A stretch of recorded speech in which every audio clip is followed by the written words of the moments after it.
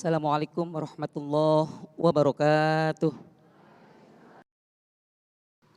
A'udzu billahi minasy syaithanir rajim.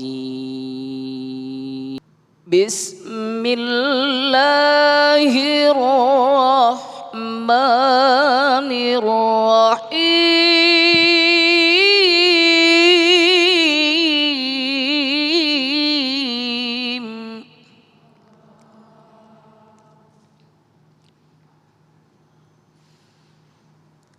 Ar-rijalu qawwamuna 'alan nisa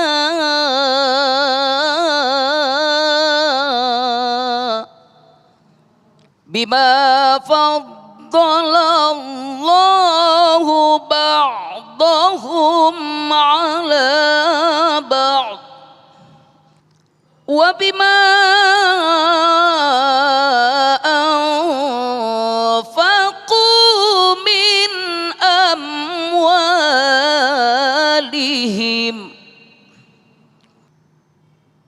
فالصالحات قانتات حافظات للغيب بما حفظ الله واللاتي تخافون نشوزهن فعظوهن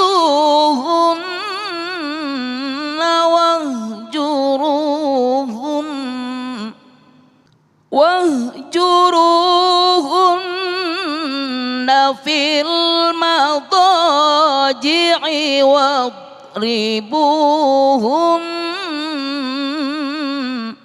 فإن أطعنكم فلا تبغوا عليهن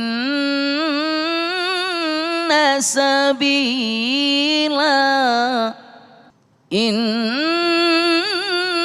الله كان عليا كبيرا. Sadaqallahul azim. Assalamualaikum warahmatullahi wabarakatuh. Assalamualaikum warahmatullahi wabarakatuh. Alhamdulillahirabbil alamin. Alhamdulillahilladzi hadana li hada wa ma kunna linahtadiya laula an hadallah. Asyhadu an la ilaha illallah wa asyhadu anna Muhammadar Rasulullah. Allahumma shalli ala Sayyidina Muhammad wa ala ali Sayyidina Muhammad. Alhamdulillah, Masya Allah, kita kembali dikumpulkan pemirsa dalam Majelis Ilmu Damai Indonesiaku untuk mengkaji bersama-sama, untuk memperdalam wawasan keislaman kita. Yang akan kita angkat tema pada siang hari ini adalah memperindah, kita sibuk memperindah penampilan namun justru mengabaikan penampilan atau memperindah iman kita.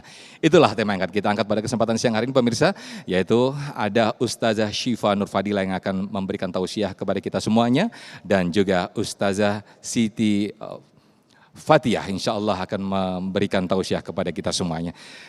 Dari Masjid Al-Barkah Syafi'iyah Jalan Al-Barkah Bali Matraman Manggarai Selatan Tebet Jakarta Selatan, inilah Damai Indonesiaku. Selamat mengikuti. Bismillahirrahmanirrahim. Assalamualaikum warahmatullahi ta'ala wabarakatuh. Alhamdulillah. Alhamdulillah alladzi khalaqal insana fi ahsani taqwim thumma radadnahu asfala safilin. Allahumma shalli ala sayyidina Muhammad wa ala alihi sayyidina Muhammad. Rabbi israhli sadri wa yassirli amri wahlul 'uqdatam min lisani yafqahu qawli. Amin ya rabbal. Ibu, Bu, apa kabar, sehat? Alhamdulillah. Para jamaah Damai Indonesiaku TV One yang dimuliakan oleh Allah Subhanahu wa Ta'ala. Guru-guru saya ada Ustazah Fatia, kemudian lagi ada Ustadz Ustadz ya, kita doakan mudah-mudahan jadi Ustadz ya Bu, Ustadz Sofyan. Dan para guru-guru Damai Indonesiaku yang sedang menyaksikan, mudah-mudahan semua dalam keadaan sehat walafiat. Amin ya Rabbal. Ibu, Bapak yang saya cintai dan saya hormati, Islam tidak pernah melarang kita untuk tampil cantik. Bu, kalau dipuji suami, ih ibu cantik benar, senang atau enggak? Lalu apakah dilarang Islam ketika kita mempercantik diri kita? Tidak. Islam tidak pernah melarang kita, tetapi yang harus kita perhatikan ketika kita mempercantik diri, ada beberapa hal yang harus kita perhatikan. Bapak Ibu yang dimuliakan oleh Allah Subhanahu wa taala, Imam Al-Ghazali pernah mengatakan begini. Siapa orang yang tidak suka dengan suara yang indah dan melihat hal-hal yang cantik atau yang enak dipandang mata, maka sesungguhnya ada penyakit di hatinya yang sulit untuk disembuhkan. Ibu kalau ngelihat orang ganteng senang apa enggak? Dilihatin aja Bu, jangan dipelototin ya. Bapak kalau ngelihat ibu-ibu cantik senang atau tidak? Itu fitrah manusia. Jadi fitrahnya kita pengen tampil cantik dan kita pengen melihat sesuatu yang indah. Kalau kita nggak punya hal demikian, kata Imam Al-Ghazali, berarti ada penyakit yang sulit untuk disembuhkan.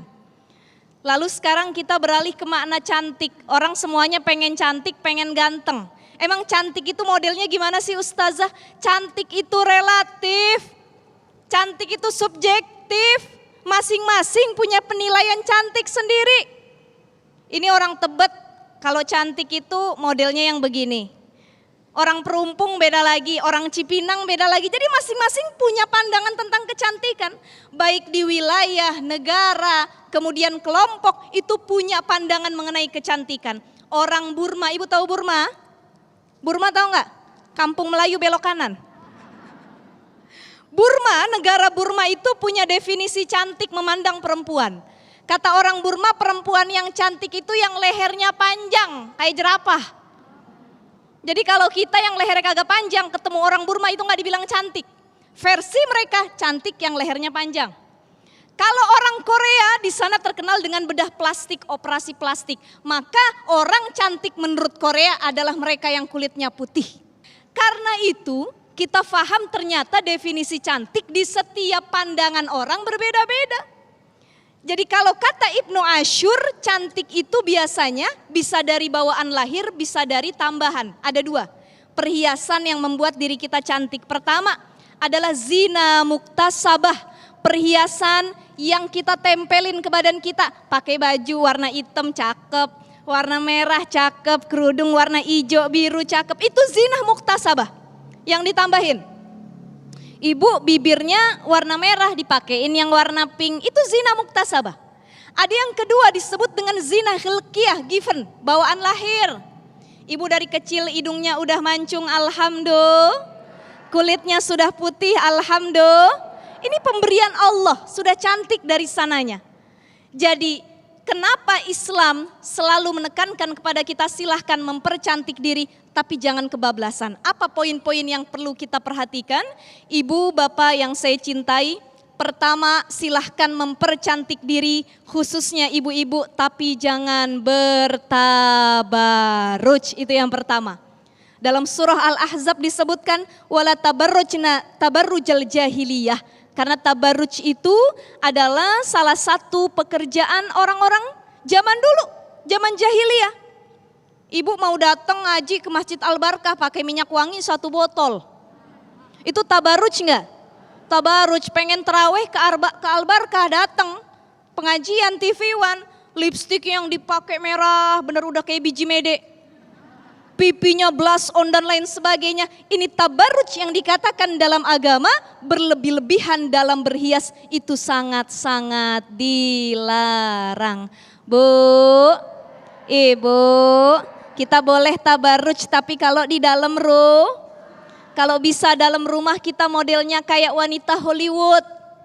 Tahu wanita Hollywood? Angelina Jolie. Boleh dalam rumah. Pakai pakaian yang terbuka depan suami, make up 1 botol minyak wangi 1 botol, make up yang menor boleh kalau depan suami. Tapi kalau suaminya kalau kagak suka, ini bini gua apa kuntilanak kata lakinya. Tebel bener tuh make up katanya. Ya ini jadi prinsip buat kita. Sebisa mungkin kalau keluar rumah boleh berdandan tapi tidak bertabaruj ataupun berlebihan. Cukup tabaruj dan kecantikan saya diperuntukkan kepada yang halal yaitu suami di rumah, insya Allah. Yang kedua, Islam tidak pernah melarang kita untuk mempercantik diri dengan catatan. Kalau kita mau mempercantik diri terutama pakai hal-hal yang ada kandungan-kandungannya, itu harus berisi hal-hal yang dihalalkan dalam agama. Jadi jangan sampai pakai make up ada kandungan yang haram. Atau pakai make up, pakai jilbab bagus hasil nyolong. Kan banyak begitu ya. Beli baju tiap bulan, tiap minggu duitnya hasil nipu orang. Banyak gak? Banyak nih ibu-ibu hobi. Hobi ngumpulin pakaian. Betul gak? Bisa kelihatan Mas Sofyan? Kalau di rumah coba saya tanya, kira-kira di lemari banyakkan baju suami apa baju ibu? Berapa pintu? La ilaha illallah.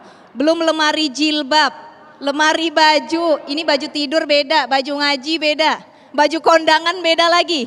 Belum tempat make up, belum lemari tasnya, belum lemari sepatunya, lakinya cuma dapat satu pintu doang.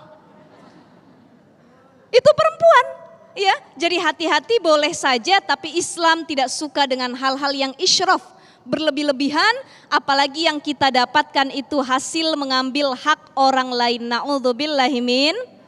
Yang ketiga, boleh kita mempercantik diri, tapi mempercantik diri kita niatnya karena Allah Ta'ala, bukan karena yang lain-lain. Jadi kalau mau cantik sok silahkan, gak pernah dilarang. Apalagi perempuan fitrahnya pengen kelihatan cantik, pengen terlihat indah, pengen terlihat wangi, itu fitrahnya perempuan. Bahkan dalam hadis Rasulullah Shallallahu Alaihi Wasallam dikatakan kalau kita pengen nyari pendamping, ya salah satu poin pentingnya adalah lijamaliha, lihat karena cantiknya. Kira-kira, punten bukan ibu bapak dulu, Pak, kalau punya istri di rumah cantik dipandangnya enak nggak? Pengen ke kamar mandi ketemu bini cakep, bawaannya enak nggak dipandang? Tapi kalau nggak pernah dandan enak kagak? Bu, ibu, kalau model laki kita kayak Aldebaran enak nggak mandangnya bu? Loh. Bagaimana? Masya Allah, tabarakallah. Artinya apa? Memang Islam menyuruh kita cari pasangan itu lijamaliha. Karena ketampanannya, karena kecantikannya, tapi yang paling penting adalah fazfar bizatidin taribat siadak. Agamanya yang kudu dilihat. Orang kalau udah agamanya bagus, akhlaknya bagus, sifatnya bagus, karakternya bagus, walaupun tidak begitu tampan, tapi kalau nih orang ahli ibadah, ahli sujud, ahli wudhu, dipandangnya pasti enak. Betul apa enggak? Ada orang cantik gak pernah sholat, gak pernah wudhu, cantiknya sementara, dipandang cuma sekejap abis itu gak enak. Tapi ada orang yang gak begitu cantik, cara ngomongnya dilihat enak, berjalannya enak, berpakaiannya enak, wajahnya kalau dilihat teduh. Ini salah satu menandakan bahwa Islam membolehkan kita untuk tampil cantik. Tapi yang harus difahami adalah bukan hanya fokus mempercantik diri, tetapi juga harus mempercantik kepribadian dan akhlak kita yang insya Allah nanti akan dibahas oleh guru kita Ustazah Fathia. Wallahu a'lam bishawab. Masya Allah, luar biasa sekali. Kita sama-sama mendengarkan tausiah dari Ustazah Syifa Nur Fadilah tadi bagaimana Islam menghalalkan, Islam membolehkan kita mempercantik diri sendiri. Bahkan dalam satu riwayat dikatakan, Innallaha jamil wa yuhibbul jamal. Allah itu indah dan menyukai keindahan.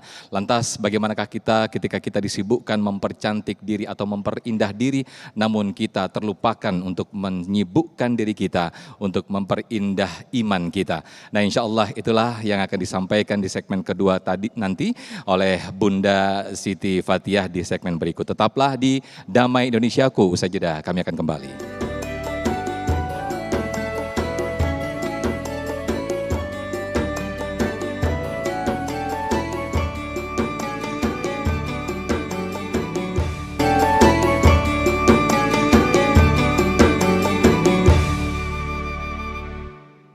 Baik pemirsa, terima kasih Anda masih di Damai Indonesiaku. Seperti yang kita dengarkan tadi bersama-sama di segmen 1 tadi oleh Ustazah Syifa Nur Fadilah, betapa kita diperbolehkan untuk memperindah diri kita.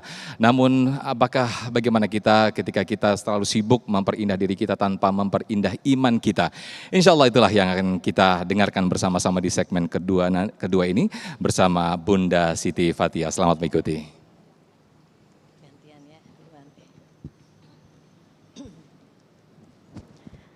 Assalamualaikum warahmatullahi wabarakatuh.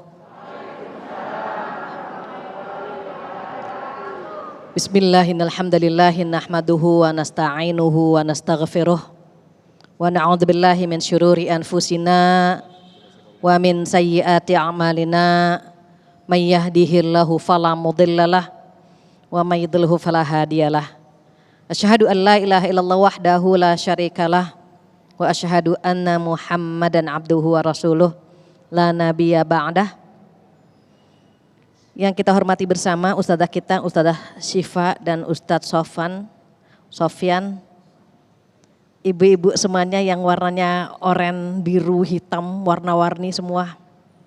Mudah-mudahan Allah izinkan kita memperbaiki atau mempercantik diri dan mempercantik iman kita, insya Allah. Mudah-mudahan keluarnya dari tempat ini Allah memberikan kita keistiqomahan, rezeki yang berkah, umur panjang, badan sehat, disayang suami insya Allah. Tadi temanya tentang apa Bu? Cantik. Pertanyaan saya, Ibu cantikan sekarang apa di rumah? Cantikan mana Bu? Sekarang. Pantesan tadi Bapak bilang Bu, Ibu kalau keluar cantik seperti ratu. Di rumah seperti pembantu. Malam hari seperti hantu. Benar begitu Bu? Enggak ya, insya Allah.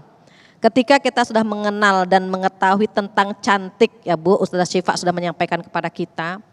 Dan sudah menyampaikan pula syaratnya cantik cuma 2 Bu. Mau cantik enggak Bu? Mau. Syaratnya cuma 2. Yang pertama kepada mahram, yang kedua tidak merubah ciptaan Allah. Jadi kalau ibu mau cantik di rumah boleh enggak? Mau pakai bulu mata sampai nyapu halaman boleh enggak? Boleh. Selama kepada mahram. Namun ternyata orang cantik kalau hatinya enggak cantik, lihatnya enak enggak Bu? Enggak. Inner beauty yang orang sekarang bilang inner beauty ya Bu, cantik itu dari dalam. Ibu saya perhatikan dari ujung ke ujung ini wajahnya enak dilihat. Ya Bu ya, walaupun umurnya baru 25 ya Bu. Oh terbalik. Walaupun sudah ada yang jelita jelang 50 tahun ya Bu, ada yang lolita udah lolos 50 tahun, tapi kayak umur 25. Kenapa? Karena ubannya ketutup. Itu enaknya kita pakai jilbab. Kerutan ketutup ya Bu. Rambut yang sudah meninggalkan dunia hitam ketutup juga. Maka Masya Allah ketika kita memiliki hati yang bersih, hati yang baik, itu inner beauty keluar tuh Bu. Dalam Al-Quran ada kalimat nurun ala nur. Apa artinya Bu? Cahaya di atas cahaya. Maksudnya apa? Karena orang tersebut sudah beriman kepada Allah, tambah lagi dengan akhlak yang baik, maka wajahnya berseri-seri seakan-akan cahaya di atas cahaya. Apa yang membuat dia bercahaya wajahnya? Ada amal soleh yang dia lakukan. Ada kebersihan hati yang dia berikan kepada dirinya. Namun sayang 1000 sayang ternyata hati kita enggak selamanya bersih ya Bu. Kenapa? Pemilik hati yang bersih hanya para nabi. Terus kita bagaimana Bu? Kita kebetulan manusia, kadang-kadang jadi dokter, kadang-kadang jadi pasien. Kadang-kadang kita bisa menyembuhkan penyakit hati orang lain, tapi kadang-kadang kita punya penyakit hati. Mengapa? Karena yang sembuh dokter sejati hanya Rasulullah Sallallahu Alaihi Wasallam. Tadi Ustaz Sofyan sudah menyampaikan hadis qudsi, innallaha jamil yuhibbul jamal. Allah itu indah dan menyukai keindahan. untuk mensyukuri nikmat yang Allah berikan kepada kita nih Bu. Ibu hidungnya ada yang takabur nih. Mancung ya Bu ya.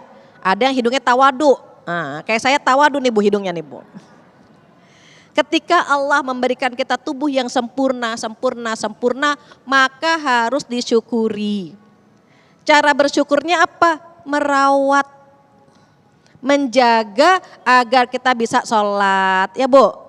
Minum vitamin, tidur yang cukup, pola makan, semuanya itu dijaga tuh Bu. Kenapa? Karena ketika kita sholat Allah mempercantik wajah dan hati kita. Apa kata Allah? A'udzubillahi minasyaitonirrajim. Aqimis shalah inna sholata tanha 'anil fahsya'i wal munkar. Dirikan sholat karena dengan sholat mampu mencegah perbuatan keji dan munkar. Sayangnya kata setan kalau sholat jangan terlalu khusyuk ya Bu. Baru Allahu Akbar. Ibu ingat gak besok sarapan apa? Ibu ingat gak besok syuting sampai jam berapa ya? Gitu kan Bu? Kenapa? Karena kita gak sabar saat ngobrol sama Allah. Sholatnya subuh mikirnya entar siang. Nanti siang enaknya masak apa nih? Ya Bu? Saat sholat zuhur mikirnya nanti malam. Padahal ketika kita merapatkan diri, menatap tempat sholat, itu ada kenikmatan tersendiri, aura kita bagus. Inner beauty itu jadi bagus. Dengan mendirikan sholat, kata Allah apa? Mampu mencegah dari perbuatan keji dan munkar. Sholatnya rajin, ngerupinya males Bu. Tapi kenapa kita STMJ? Apa STMJ? Sholatnya STMJ sholat terus maksiat jalan. Ya Bu ya, perempuan sebenarnya mohon maaf Allah ciptakan dia itu fitnahnya luar biasa. Maka hadis Rasulullah apa Bu, ketika para sahabat mulai mendepositokan hartanya, kata Rasulullah, wahai para sahabatku, maukah aku beritahukan tentang simpanan yang paling berharga? Maka beliau menyampaikan bahwa apa Bu, ad-dunya mata' wa khairu mata'iha al-mar'atus shalihah. Dunia ini perhiasan Bu. Sebaik-baik perhiasan siapa Bu? Wanita solehah. Dan wanita solehah itu ada di sini semua ternyata, Masya Allah, amin. Maka kata Allah, fassalihatu qanitatun hafidhatul lil ghaibi bima hafidhallah. Apa sih kriteria istri solehah, perempuan solehah yang mana? Rasulullah menyampaikan bocoran kalau mau masuk surga, kata beliau cukup melakukan 4 hal saja. Banyak gak Bu 4? Enggak banyak sebenarnya. Apa yang pertama? Yang pertama mendirikan sholat. Jadi sholatnya kita perbaiki. Ibu dulu ketika, cerita dikit ya Bu, mudah-mudahan cukup waktunya. Ketika saya pernah kuliah di Pakistan, dosen saya Pragawati, tahu sendiri kan Bu, Pragawati belahan bajunya ada yang 12, ada yang 7 ya Bu ya. Ketika mendapatkan hidayah Bu, dia hijrah, kemudian dia sholat. Sholatnya itu benar-benar menggetarkan kita yang melihat dan mendengar. Kok bisa? Ternyata dengan sholat yang sempurna dia bisa memperbaiki hati dan dirinya. Maka kata Rasulullah, yang pertama sholat, yang kedua puasa bulan Ramadan. Apa yang ketiga? Yang ketiga taat kepada suami, dan yang keempat menjaga kehormatan. Kalau ada yang ngegombalin jangan percaya ya Bu. Ada yang reuni nggak di sini? Jangan reuni kalau ada mantan. Nah, jangan-jangan Ibu punya mantan semua di sini. Kenapa? Banyak yang bapak-bapak bilang begini Bu.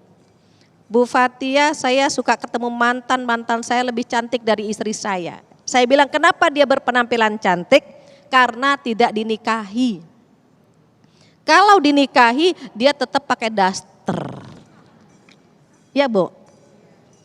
Yang perempuan bilang, Bu Fatia mantan saya ganteng Masya Allah. Perhatian, sayang banget. Saya bilang kenapa dia perhatian? Karena tidak menjadi suami kita. Kalau sudah dapat perhatian gak Bu? Perhatian juga. Ibu gede banget suaranya, enggak. Jadi ternyata ketika kita ingin benar-benar memperbaiki sholat kita, dia akan membersihkan hati. Bu, hati kita tuh Bu, Masya Allah ya Bu. Kenapa sih suka bikin dosa? Nah, bisa nanti dibawa pulang 3 hal yang bikin kita punya dosa. Kenapa sholatnya malas, puasanya malas? Kira-kira apa penyebabnya? Yang pertama karena kita kumpul-kumpul gini Bu. Kita bergaul dengan banyak orang, maka kita nitip saham di situ tuh Bu. Saham salah, saham dosa ya Bu. Ada teman suaminya ganteng banget, kita komentarin, ya Allah tuh suami ganteng banget ya padahal isinya jelek gitu. Pernah Bu begitu. Karena kita kumpul maka kita punya dosa. Yang kedua apa? Karena ada tarikan berbuat baik sama tarikan berbuat buruk. Kadang-kadang kita milih yang mana Bu? Kadang-kadang kita milih yang buruk, maka itu yang bikin kita punya dosa. Ada yang ketiga yaitu karena adanya penyakit hati yang itu membuat dosa kita bertambah dan hati kita menjadi kotor. Mudah-mudahan yang hadir di sini tiga-tiganya bisa dihindari ya Bu. Dan mudah-mudahan penyakit hati kita sembuh perlahan-lahan insya Allah. Masya Allah, tabarakallah. Terima kasih Masya Ustazah Bunda Siti Fatih yang telah memberikan pencerahan kepada kita semuanya. Simple sebetulnya, ada 4 rumus sehingga kita bisa mempercantik iman kita tanpa perlu kita sibuk mempercantik diri kita. Yaitu sholat, puasa, taat suami, dan menjaga kehormatan kita. Lalu bagaimana dengan implementasi di kehidupan kita sehari-hari? Saya yakin di segmen 3 nanti banyak sekali pertanyaan-pertanyaan yang ada di antara Anda semuanya. Nanti akan dijawab oleh guru-guru kita nanti insya Allah. Tetaplah di Damai Indonesiaku, usai jeda. Saya akan kembali.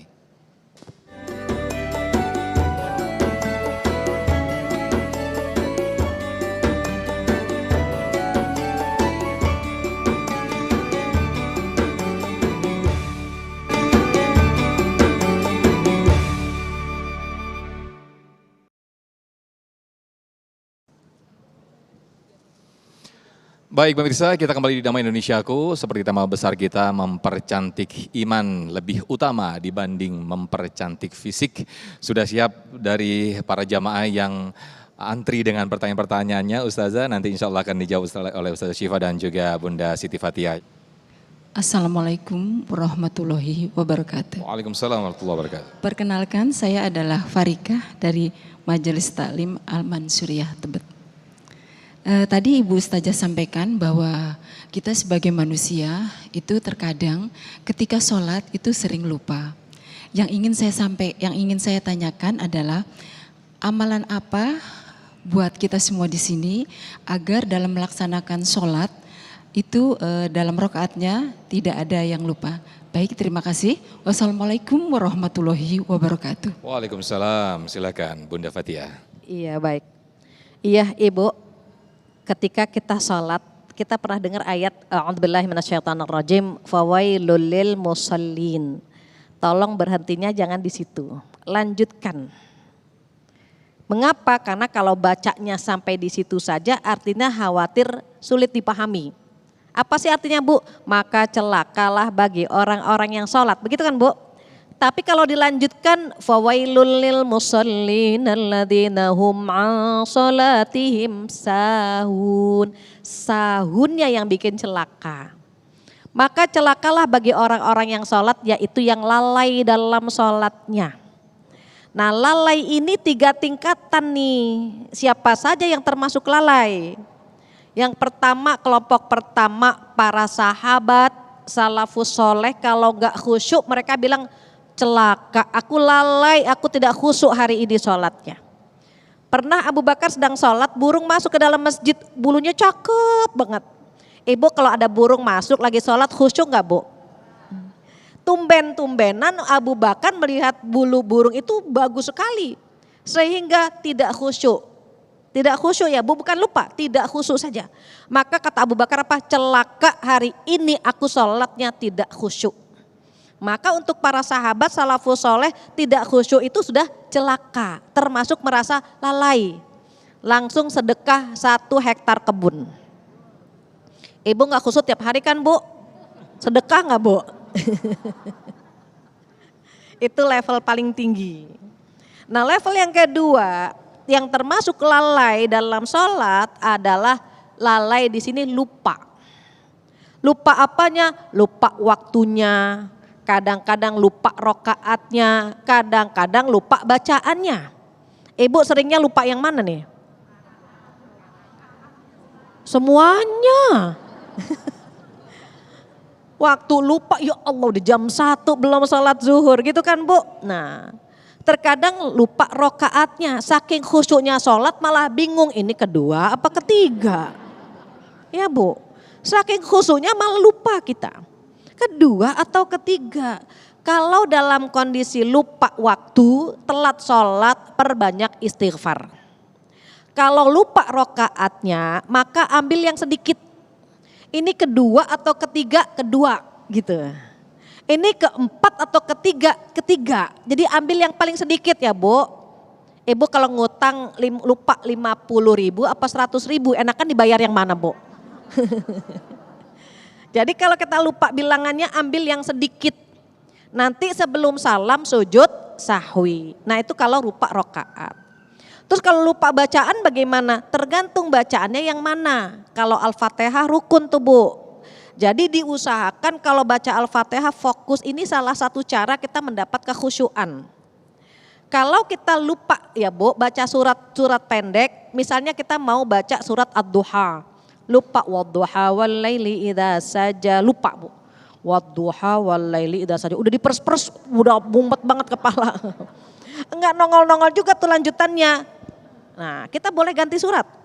Yang paling sebel kan Bu kalau imamnya suami baca wadduha, dia lupa di wa amma binik mati mulu Bu. Kan kesel Bu, binik mati mulu dari tadi gitu ya. Jadi kalau lupa surat boleh diganti gitu Bu, atau langsung ruku boleh.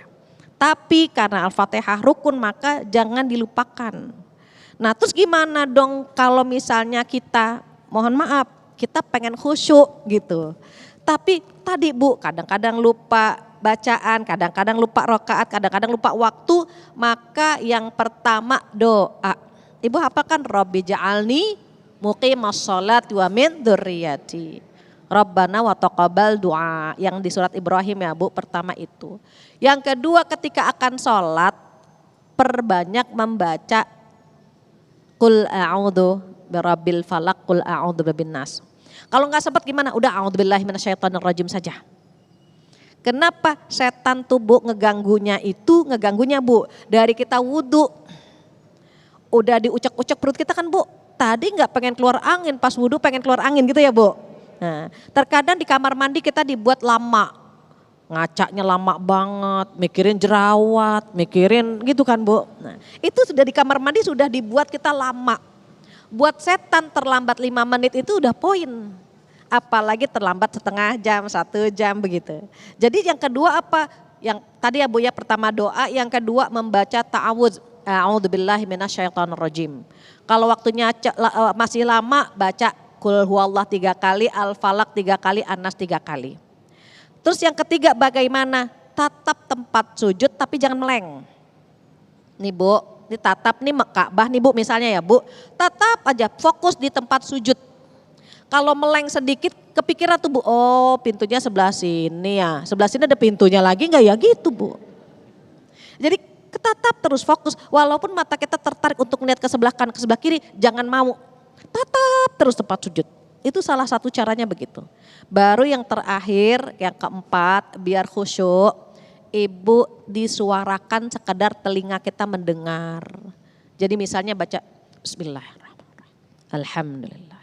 Telinga kita ya Bu, bukan telinga tetangga. Jadi telinga kita cukup mendengar agar ke hati kita juga sampai. Sebetulnya ada belasan, yang gampang yang 4 ini.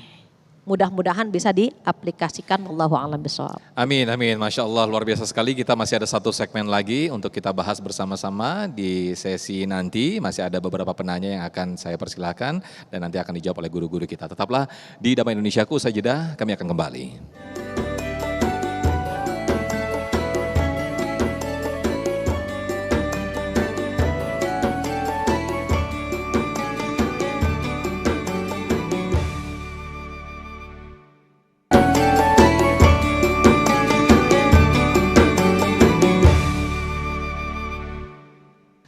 Baik, kita kembali di Damai Indonesiaku dengan tema besar kita, sibuk mempercantik diri namun justru mengabaikan mempercantik iman kita. Selanjutnya saya ke Ibu Nurlaili yang nanti akan dijawab oleh Bunda Fatia. Silakan Ibu Nurlaili.